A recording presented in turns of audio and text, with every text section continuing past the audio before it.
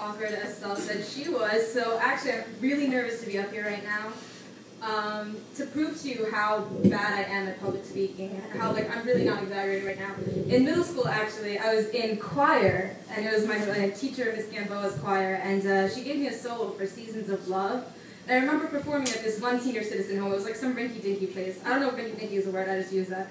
But it was at some place, and she told me to step up to the stage, and I was about to do a solo. In the middle of the solo, I actually stopped and sneezed. And the funny part is that I didn't even have to sneeze, I just did it because I wanted to avoid doing the solo, because I'm bad. So if that's any indication of how tonight might go, I'm hoping it'll go much better. I always go in, really hopeful, but I don't know, so just deal with it, deal with me, please. Anyway, I'm a sophomore, I'm Sal's roommate over here. I love her, she's a great poet, I hope you guys enjoyed that. And my first poem, I don't really think it needs an introduction, it's called Blue. Whew. She closed her eyes and saw 1,000 shades of blue. The painted brushstrokes of a cerulean sky, stars dipped into indigo like tiny teardrops. Her mind was a fifth dimension of art, words, and love undiscovered. Until he came along. And behind her fidgety hands and trusting eyes, he saw the chaotic undertones of her Van Gogh masterpiece. He saw the blue, the beryl, and the canvas of her thoughts. He saw spirit in her spine and virtue in her smile. He took a step toward her and said, "I fear this world as much as you do." And they smiled. They cried. They laughed like they were first graders on a seesaw during afternoon recess, but this is not a love poem.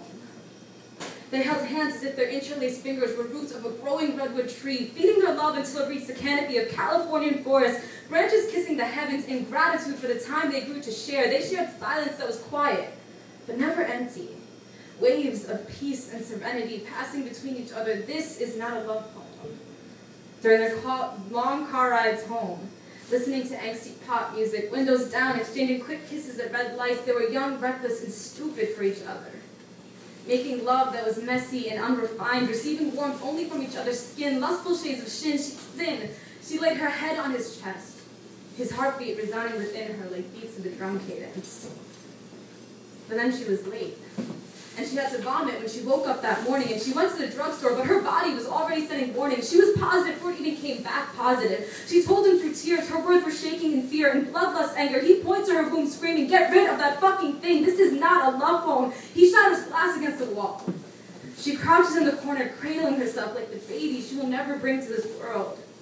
She wonders if the pain she feels is the crash as she falls from God's graces. She looks at the face of the man she loves as he backs away and retraces the moments they shared. Like panoramic shots of still bodies and frozen smiles, their present becomes a past in this moment. And he takes her to the hospital a week after. But now they're not kissing at the red lights anymore. And they're silent, but it's for all the wrong reasons. And he doesn't recognize the shades of blue behind her eyes, and her mind doesn't run thoughts of million-dollar masterpieces or brushstrokes. Instead, she sits in a hospital waiting room, smelling like Lysol and peroxide, dreaming of her baby whose tiny fingers will never grasp her own. This is not a love poem.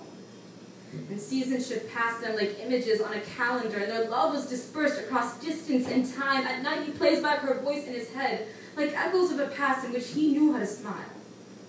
She shifts between her sheets, waiting for sleep to take her in, so she can dream of her baby, who will be 5 years old now. Soft brown curls just like his father had. She closes her eyes and darkness surrounds her. This is not a love poem, it's a eulogy.